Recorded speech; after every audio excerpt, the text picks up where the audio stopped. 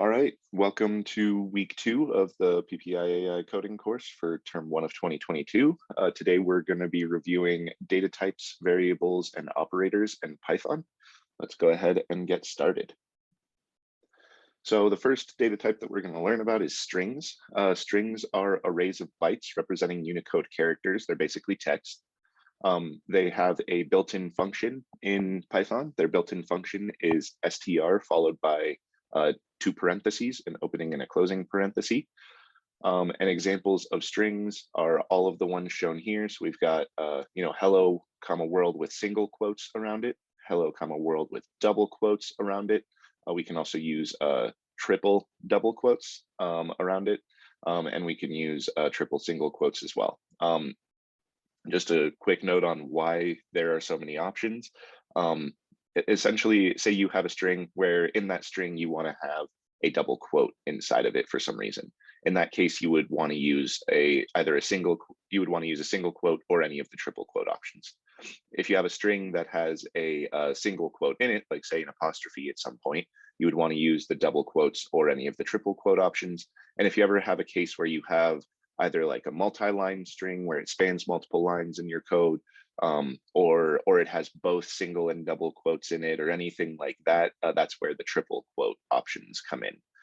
So triple quotes allow you to do multi-line strings, and a single quote or a single double quote allows you to do a single line string.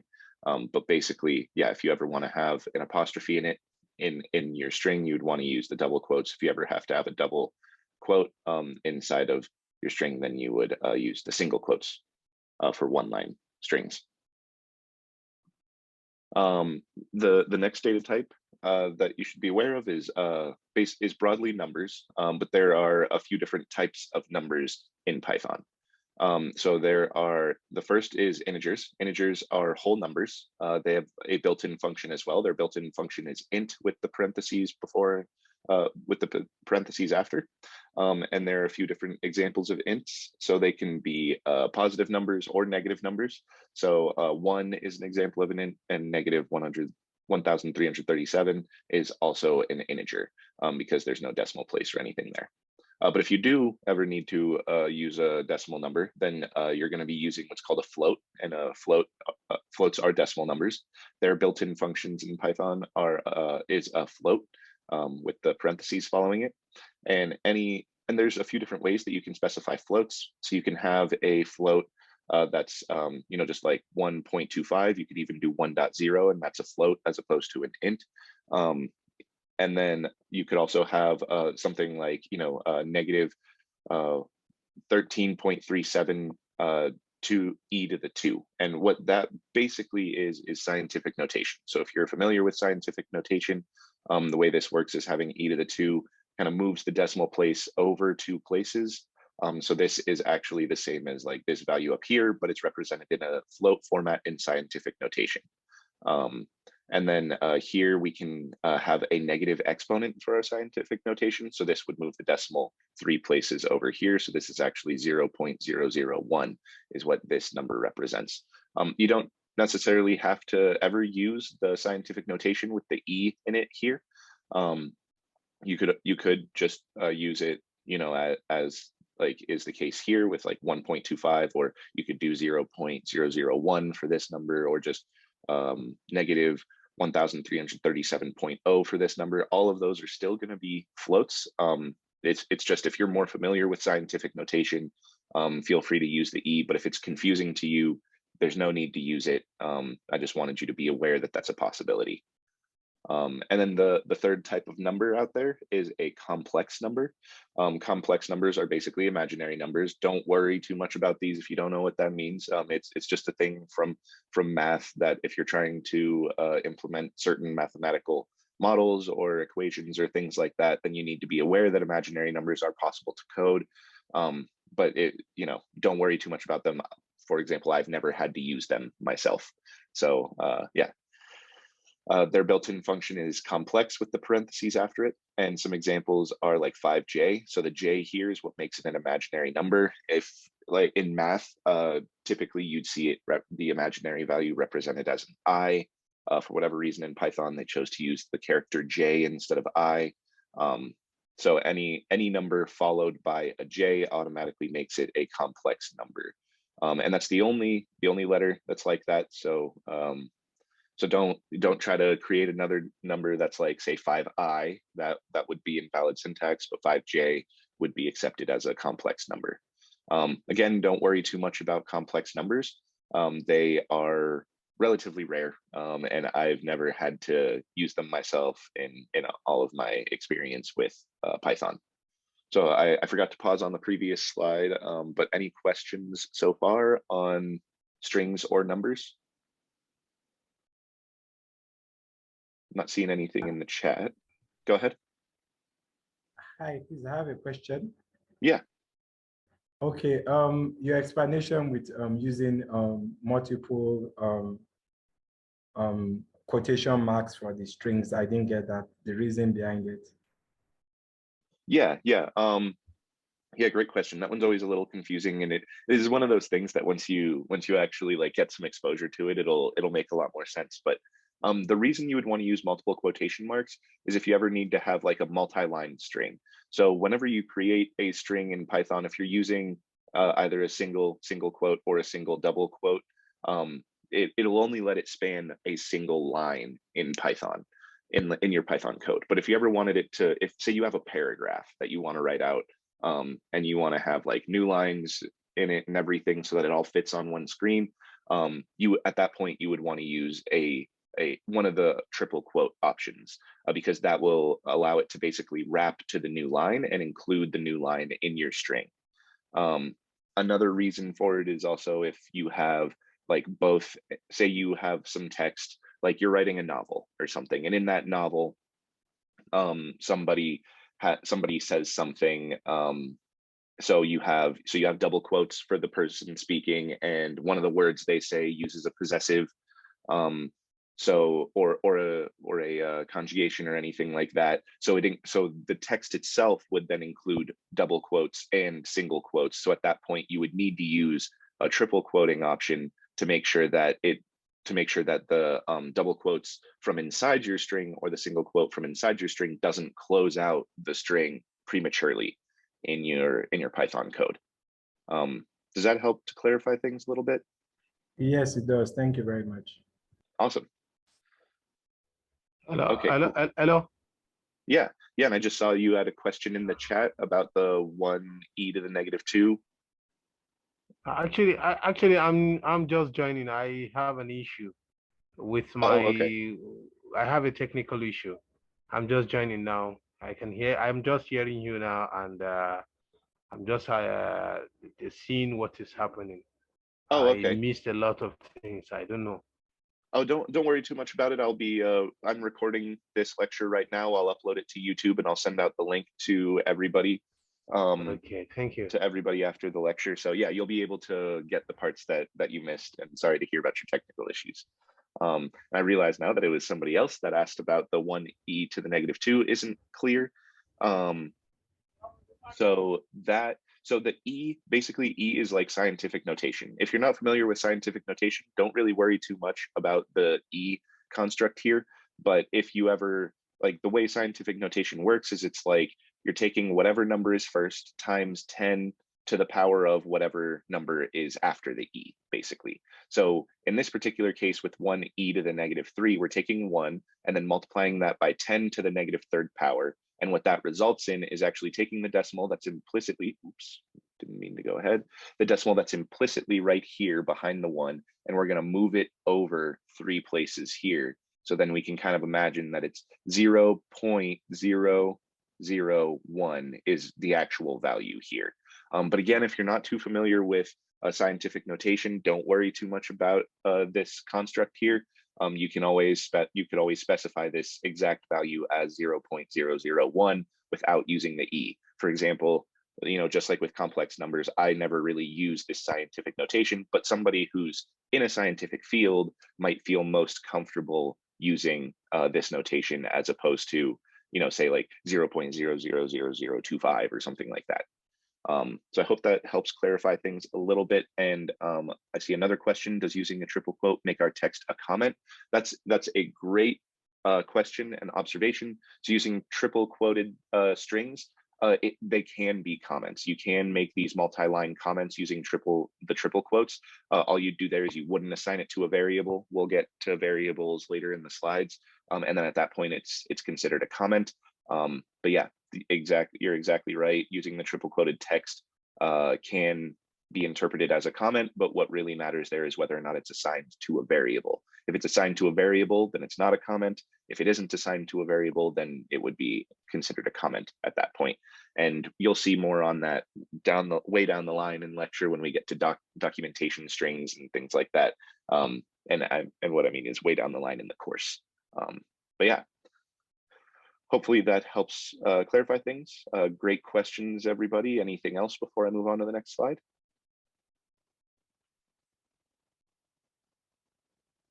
All right, so Booleans are the next data type we're going to cover. So Booleans are binary values. They are either true or false. So this is actually the value you would type into Python is true with a capital T or false with a capital F. Notice there are no quotes or anything around it. If you put quotes around it, that would make it a string with the value true or a string with the value false.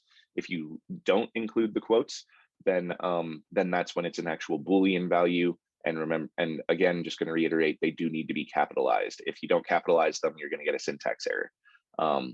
The built-in function for Booleans is bool with the parentheses after it. And there are a number of examples of Booleans. So we have true and false with the capital here, unquoted. Or we can get a Boolean by comparing two values. So if we have the number 5 and 6, we're checking here if 5 is greater than 6. This is called a Boolean expression. This Boolean expression will be evaluated to false. And so this would result in a Boolean value of false. But, just setting a variable equal to this Boolean expression here would result in a Boolean value of false. And then same with variables. So say we had two variables, X and Y. We wanted to see if those variables are equal to each other. We're going to use our equality operator, which we'll touch on again a little later in this lecture. We would use this equality operator to determine if those are equal. This creates a Boolean expression, and this Boolean expression evaluates to true or false based on whether or not the variables X and Y are equal to each other. So we'll get to operators in a bit, so don't worry too much about these operators. I just want you to know that creating a Boolean expression, so something that is, it's like a question here, like is 5 greater than 6? This evaluates to a Boolean value of true or false. And same with like, is X equal to Y? That will evaluate to a Boolean value of true or false. Any questions on Booleans? I'm not seeing anything in the chat.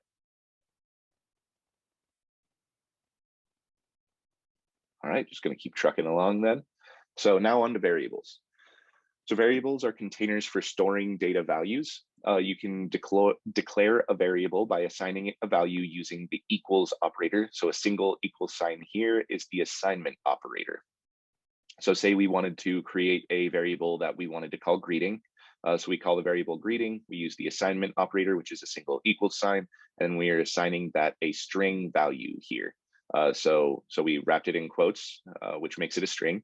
And then the string is hello world. So now this variable greeting will store this value hello world, and we could then use subsequently in our code the value greeting to stand in for the string hello world. A great benefit to this is that, say we wanted to change our greeting, we didn't want to say hello anymore. Now we want to say hi. We just changed the value in this assignment here, and now everywhere that we've used greeting throughout our code would now use hi world instead of hello world. So that's a huge advantage to using variables.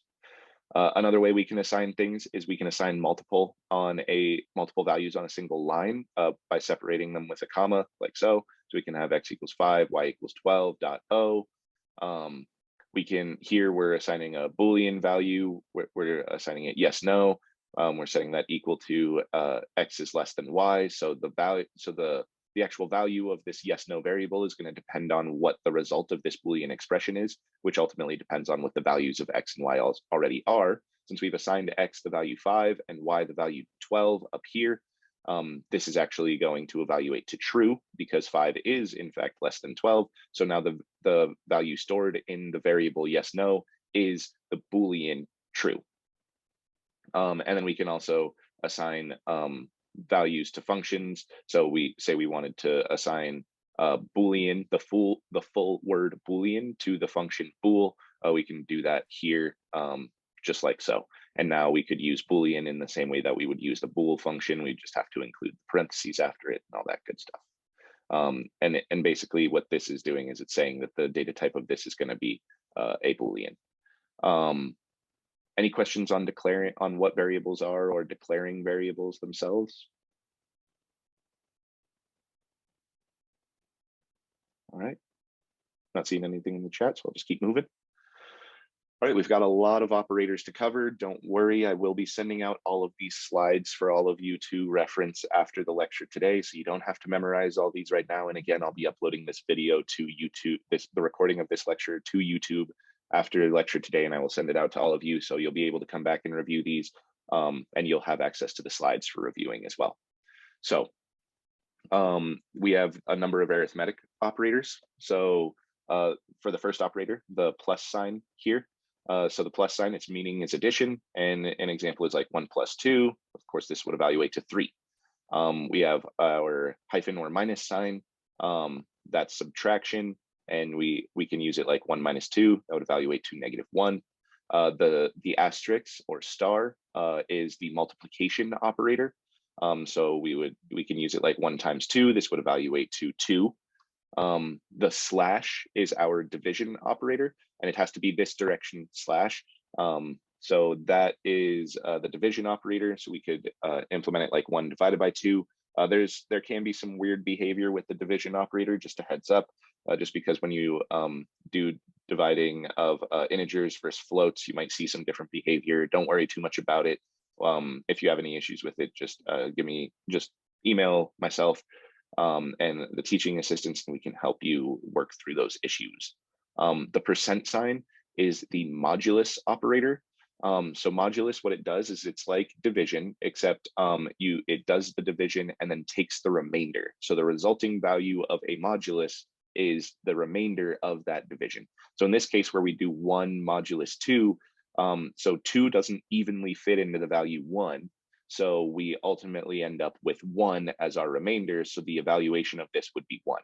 But say we had like 4 modulus 2. Since 2 fits evenly into the value 4, i.e. 4 is divisible by 2, we would result with a value of 0 of our modulus operation. Modulus does get a little confusing. I have a feeling there's going to be some questions on it. Please put them in the chat if you do have questions, and I'll get to those at the end of the slide. So if we want to do exponentiation, we use 2 stars or asterisks.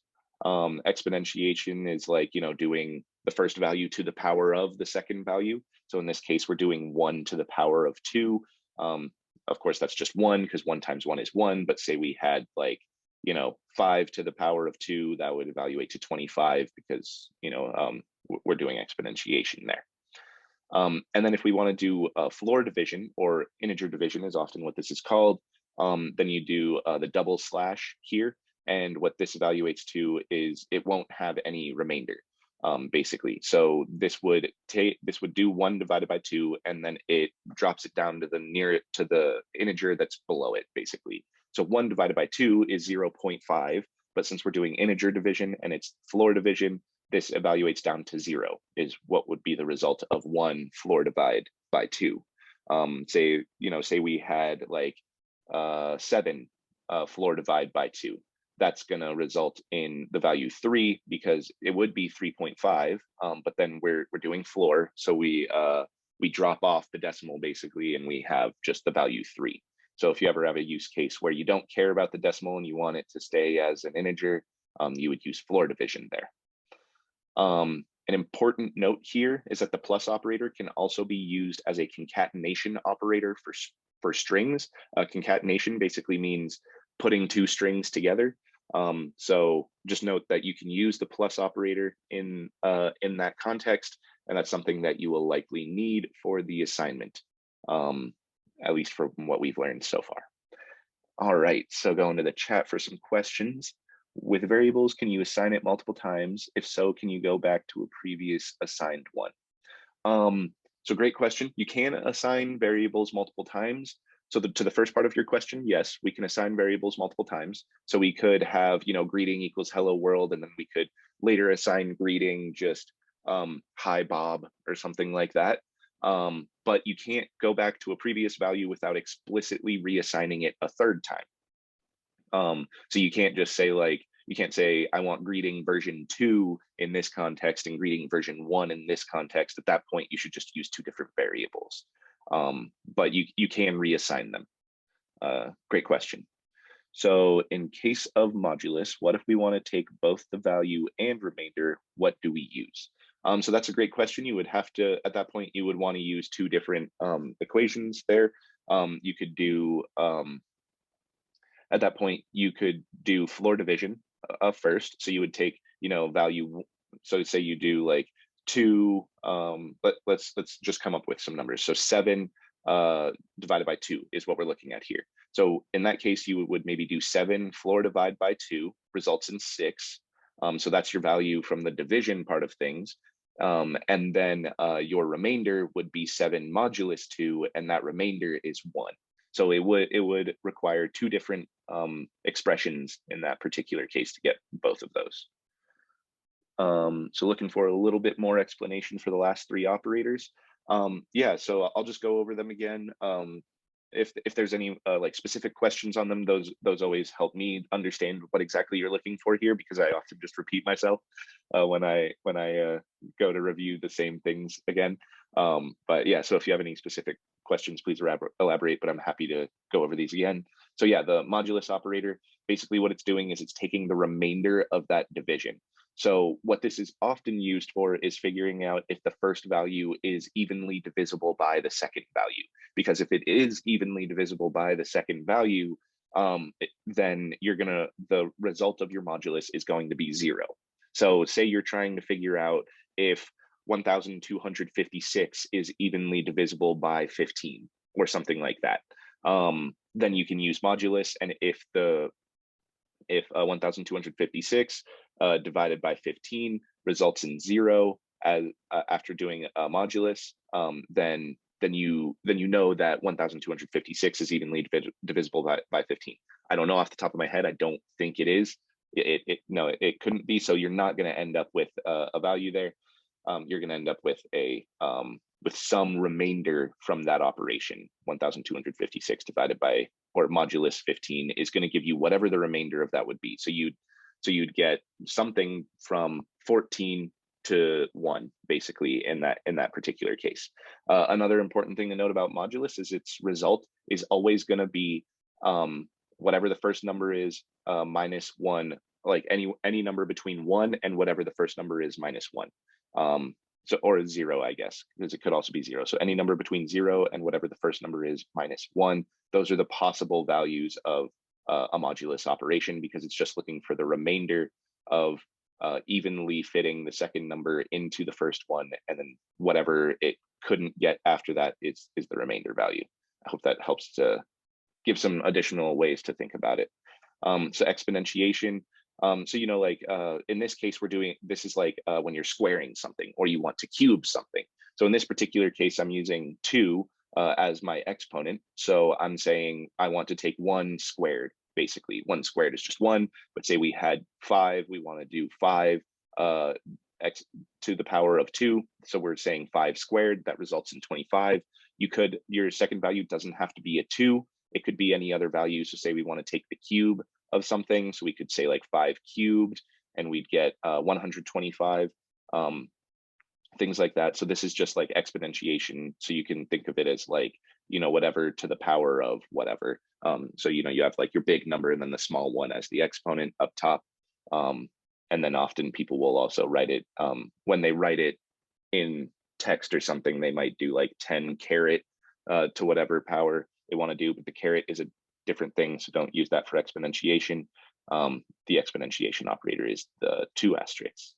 And then floor division, also called integer division. It basically, it does the division, and if there's a decimal, it'll just chop off the decimal place, and we only get we chop off the decimal place and we only get whatever the value is before the decimal place. So say we have 11 divided by 5, at that point, we're just going to end up with 2 because we're going to end up with, I think 5.2 is going to be, or 2.2 would be the result of that division. Chop off the decimal place, you just end up with 2. So that's basically how floor division works. I think I heard someone come off mute. So is there a question?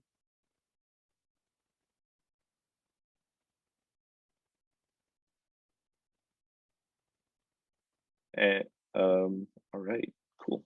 No questions. Oh, there's another one in the chat. So how we use both of them on PyCharm. Try to please remind me at the end of the course. I'll try to show you how to use both modulus and floor division in PyCharm at the end, time permitting.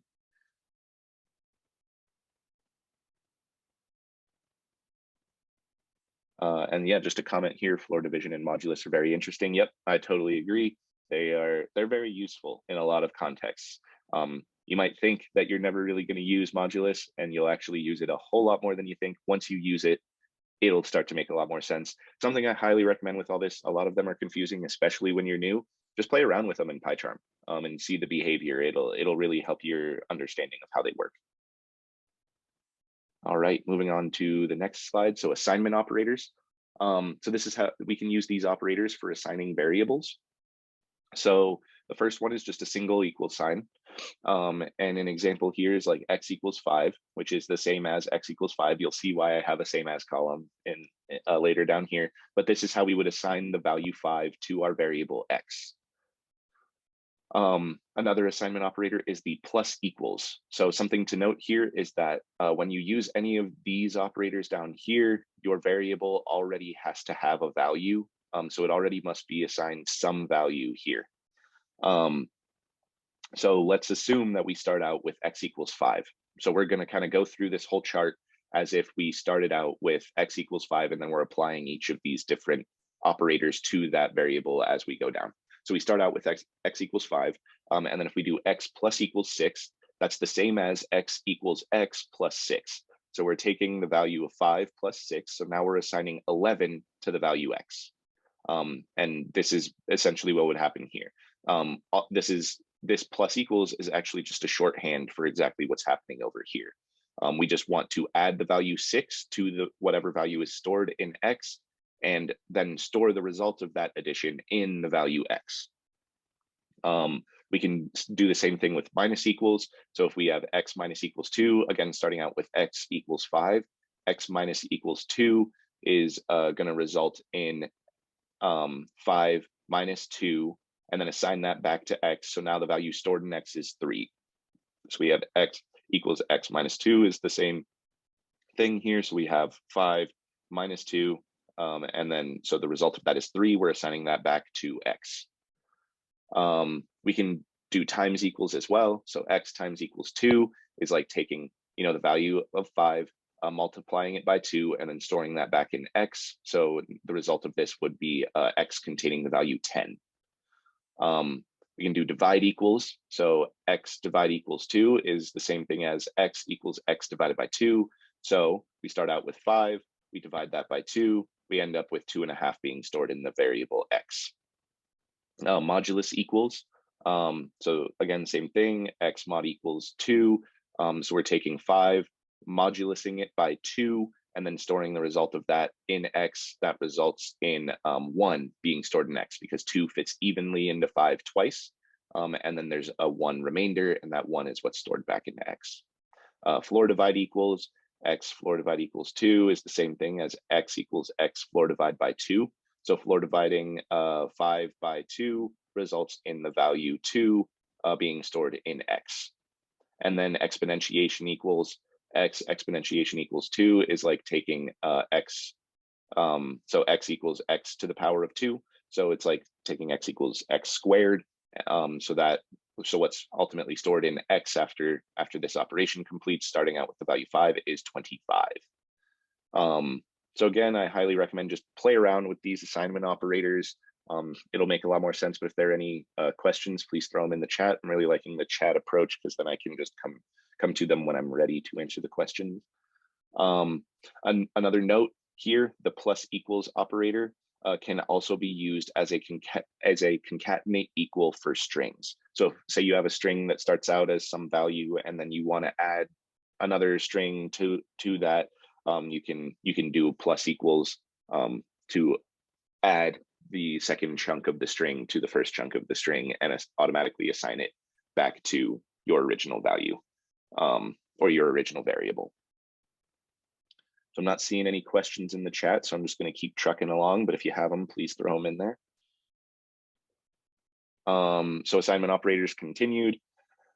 So these I'm not really going to go too deep into. So we have our ampersand equals. This is like a bitwise and.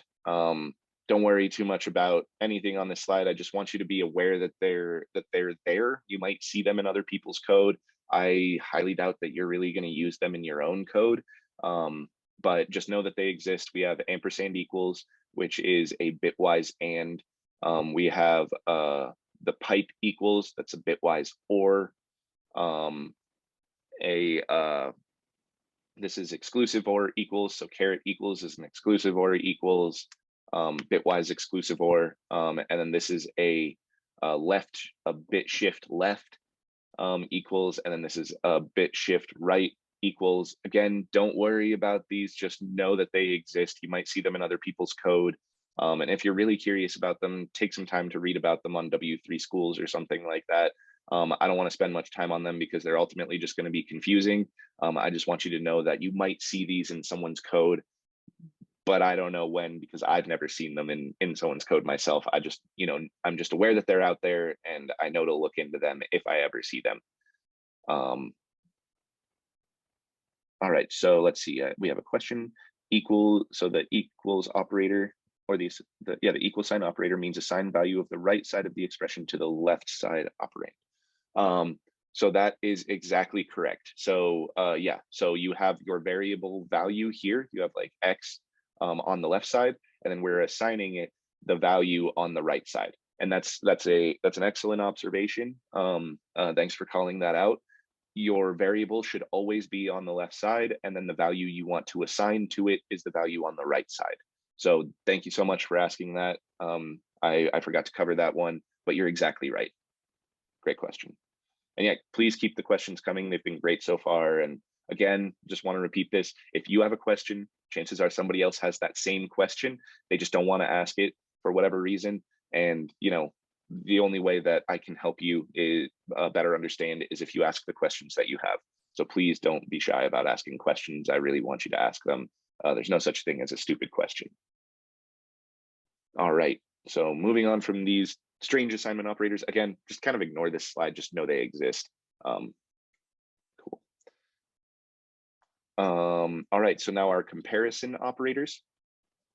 So here we have a double equal sign. This is checking equality. So double equal sign checks equality, single equal sign is assignment. So double equal sign checks equality of two values. So a way we can use it is like, this is like asking the question, is X equal to Y, using the double equal sign. Exclamation equals is not equals operator. And here we're basically asking the question, is X not equal to Y, using the not equals operator. This angled bracket opening to the left is a greater than operator. So here we're asking the question, is X greater than Y?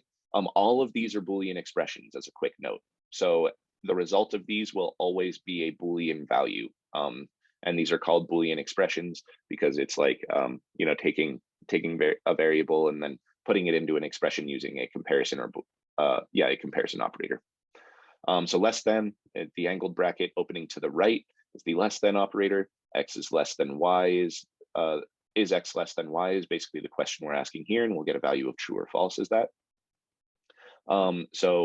Greater than equals. So the greater than or equal to operator is checking, is X greater than or equal to Y? So if X is the same value as Y, then it'll evaluate to true. If X is greater than Y, it'll evaluate to true. The only way that this evaluates to false is if X is actually less than Y. And then the less than equals operator is less than or equal to. So we're basically asking here, is X less than or equal to Y? If x is equal to y, this will evaluate to true. If x is less than y, it'll evaluate to true. The only way this evaluates to false is if x is greater than y. Cool. Let me see. It looks like there's a question. So I'm very sure these are basics, but hey, prerequisite to understand the usage of Python. Yeah, exactly. So great observation. Yeah, these are the very basics. For some of you who already have some exposure to coding or Python or something like that, you're probably like, when are we getting to the meaty stuff? That'll come very soon, trust me. But for anybody who is completely new to Python, which is, you know, I want to make sure that this course caters to anybody and everybody. So anyone who's completely new to Python is going to be able to watch this lecture and get an understanding of the very, very basics before we get into more advanced concepts in later weeks. All right, so the double equals sign does mean true if both operands are equal. Yep, so you're exactly right. So say x and y are both storing the value 5, then this would evaluate to true. But if x and y are not storing the same value, then this Boolean expression will evaluate to false. This gets a little weird with certain objects in the future, but we'll get to that when the time comes. And you'll also see that there's identity versus comparison operators. We're about to go over to via identity operators. But with basic data types, yeah, so this assesses the equality of those basic data types, and it can get a little wonky with more complex data types, which we'll get into in later weeks. And I'll try to call out in those lectures when that's a concern, that the equality, like the equality versus the identity operator.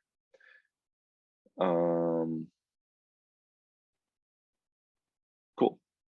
I don't see any other questions in the chat, so I'm going to keep moving along. All right, logical operators. So logical operators are like, these are basically keywords. They're reserved words in Python that you can't use for anything else except for their initial purpose of being a logical operator. So the operator and returns true if both statements are true. So this is a way that we can chain together multiple Boolean expressions. So in this case, we want to know, is x less than 5 and is x less than 10? If x is, say the value of x is 4, then this would evaluate to true, and this would evaluate to true. So the whole Boolean expression, anding those together, evaluates to true. But if any one of these is false, the and operator will make this whole thing evaluate to false.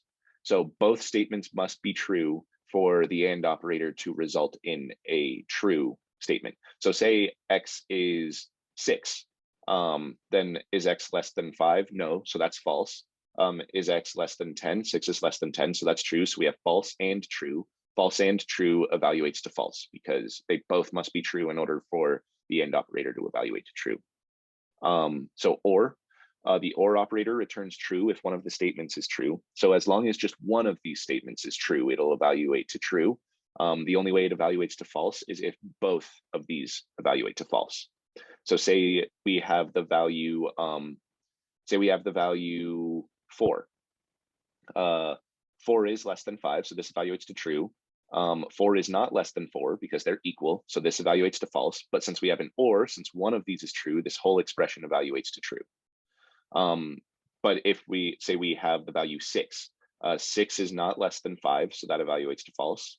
6 is not less than 4, so that evaluates to false. So we have false or false, so we get false as our result of this entire expression. All right, not is the inverse of the result, so it returns true if the result is false. So this is a way that you can kind of take the opposite of whatever the evaluation is, if there's some reason that you want to take the opposite. So here, this is like taking the opposite of whatever the evaluation of this initial thing is. So say we have the value 4. So 4 is less than 5, so that evaluates to true. 4 is less than 10, evaluates to true. We and those together, that gives us true, but then we not that. So by noting that, this turns the whole expression into false. But say we have the value 6. 6 is not less than 5, so this evaluates to false. 6 is less than 10, so this evaluates to true. We have false and true, which evaluates to false, but then we not that false and we get true. So these are ways that you can chain together a bunch of different logical constructs in order to get a Boolean expression in the long run. Again, highly recommend playing around with these in PyCharm. It'll help you get a better understanding of how all of this works. Not seeing any questions in the chat, so I'm just going to keep moving along. So the identity operators. The identity operators are used generally to compare objects rather than singular data types. We'll get to objects in later lectures. So just know that these exist and you'll see their application in a couple lectures. But so there's is and is not. So is returns true if both objects are actually the same object in your computer's memory. So X is Y would return true if these were the same exact objects in memory. So this will always, for the basic data types that we've gone over so far, this will return true for them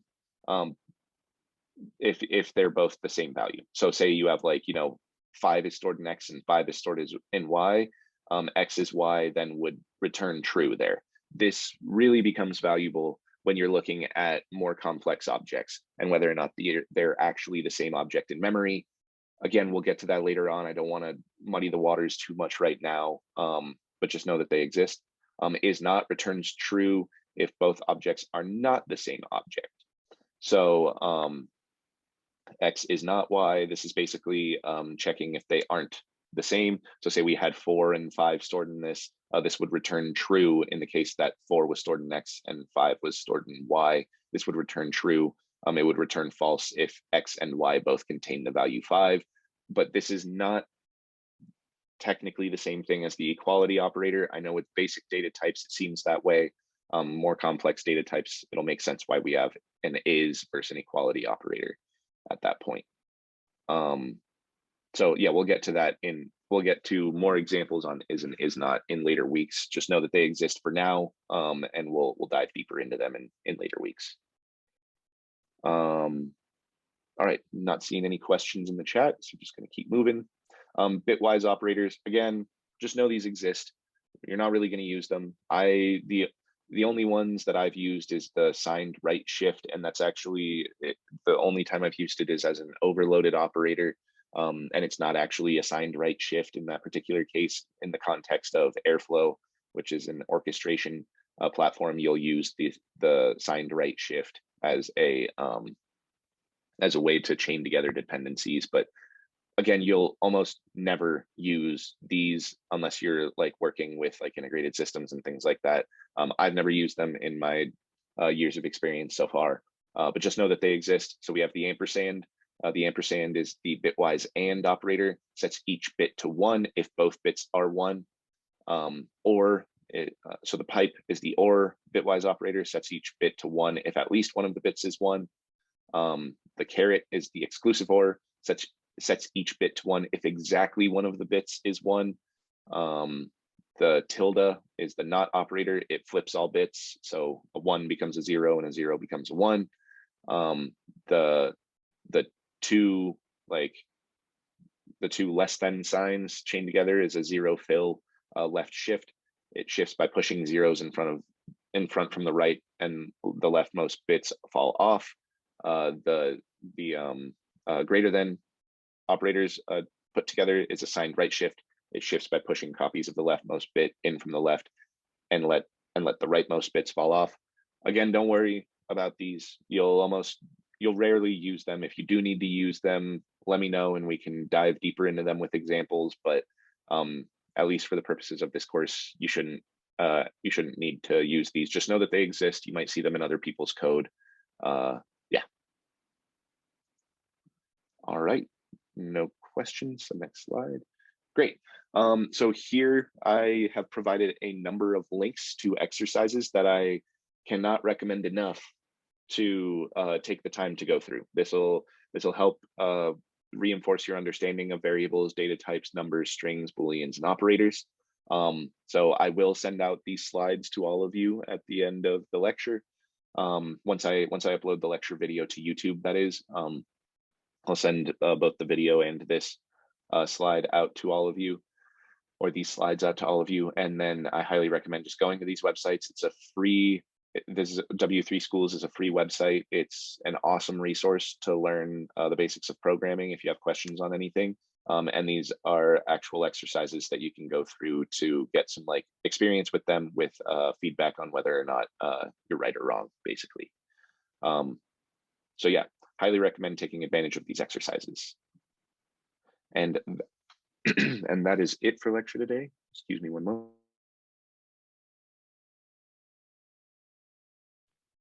Yeah, so that is it for the lecture today.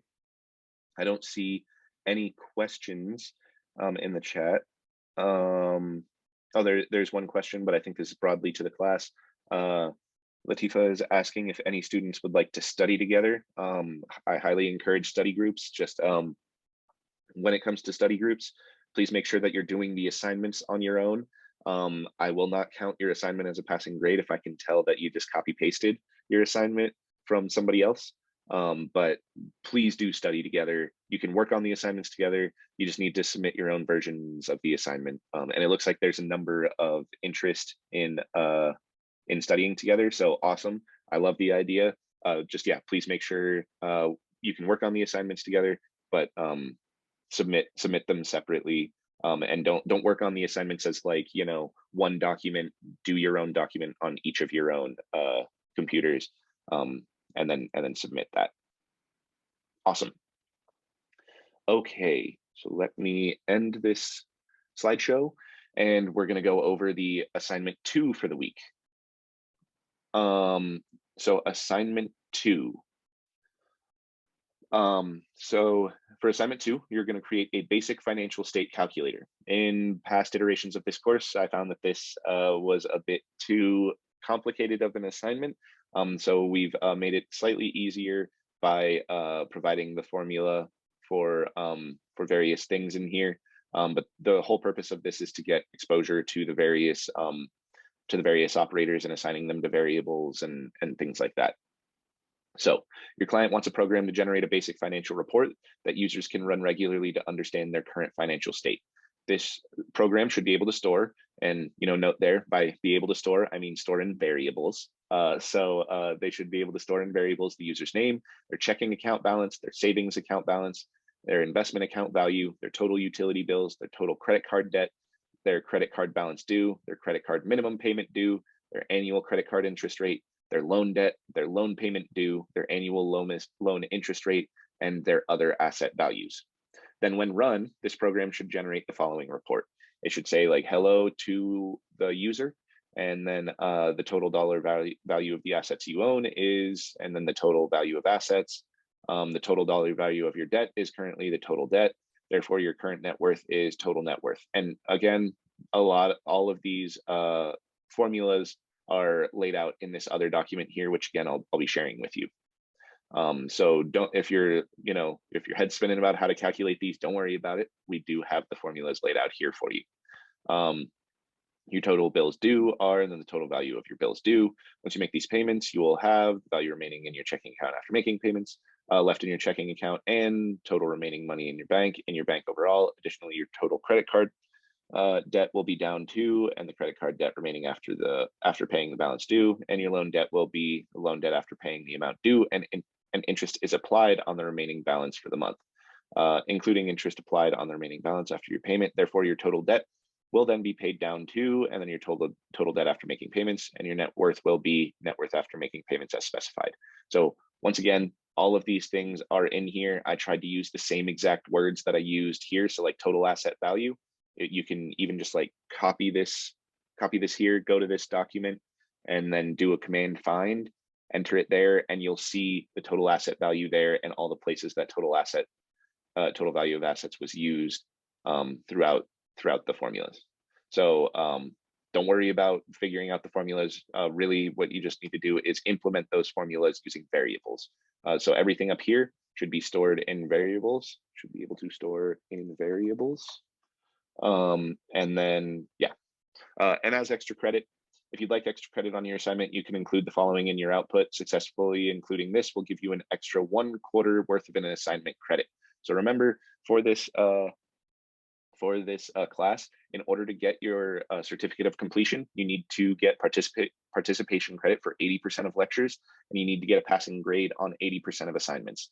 We will have extra credit in order to get, I believe it's one assignment worth of extra credit. So basically what that means is you could miss an assignment, and as long as you complete all the extra credit, that'll count for that assignment missed, and you could still basically get 100% on all your assignments or something like that.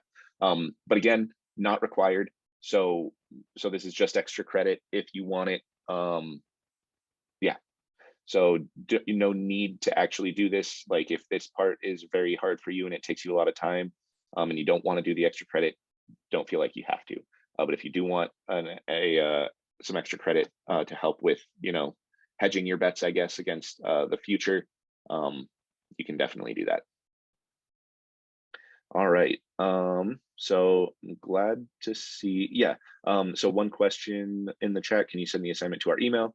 I will be sending out. So once we're done with this, once we're done with all this, I will be uploading this recording to YouTube, and then I will send out in a single email. I'll send out the link to the recording on YouTube, the link to the slides for the week, the link to the assignments for the week, and the link to the formulas for the assignment for this week. So yes, all of that will be coming in an email. Let's see. Another question: is Python case sensitive? Awesome question. It is. Python is case sensitive, so so keep that in mind when you're creating variables and things like that. Another thing I forgot to mention about variables that's important to note is they must not contain spaces, basically, and they can't start with like a number, and they can't be keyword values.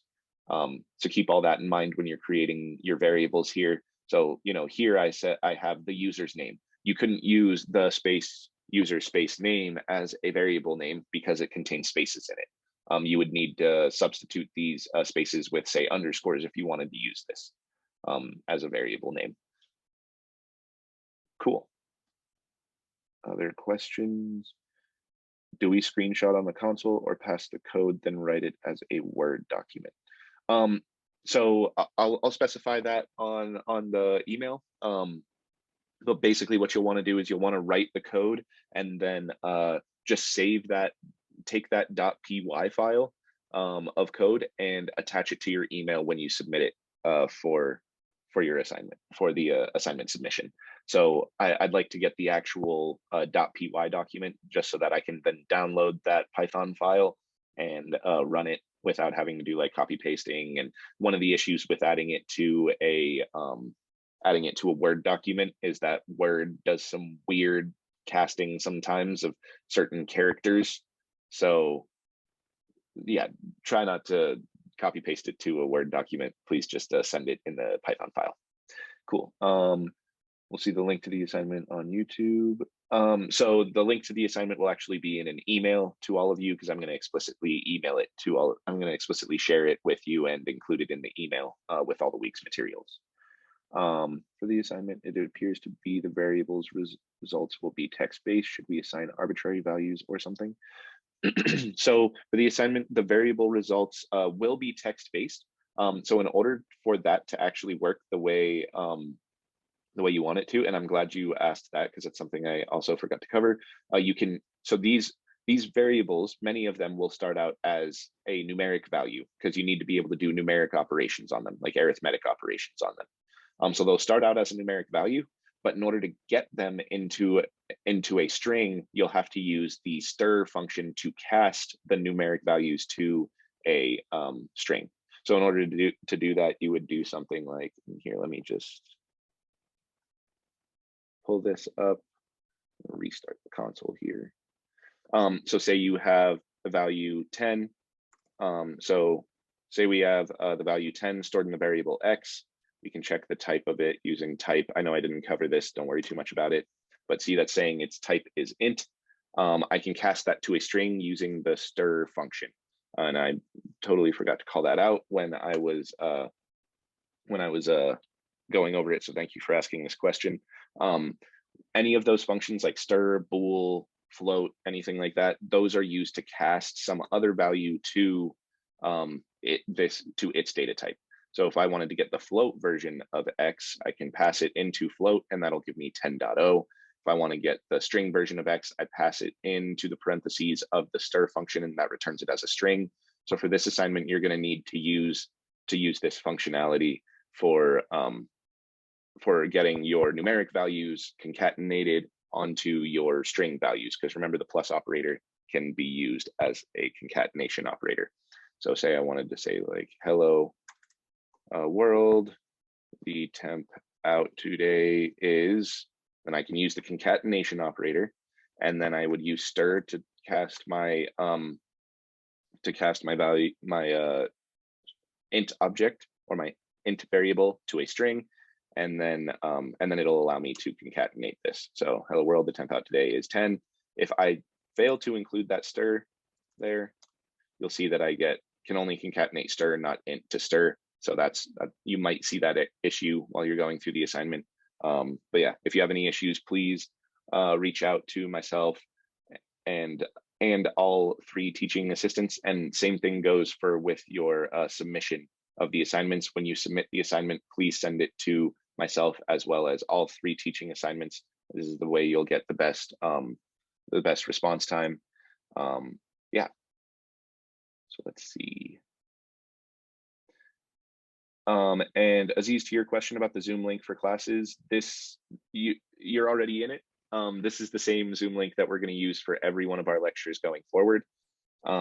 So if you just save this one, yeah, it looks like Zach is already on forwarding you the invitation email, which includes a link for the Zoom online classes. Thanks, Zach, for doing that. Really appreciate it. But yeah, so you already have the link. So just save this link as well in case for whatever reason it's not adding to your calendar correctly. Yeah. All right. So that is it for today. Thank you everybody for joining. I appreciate your time. I'll be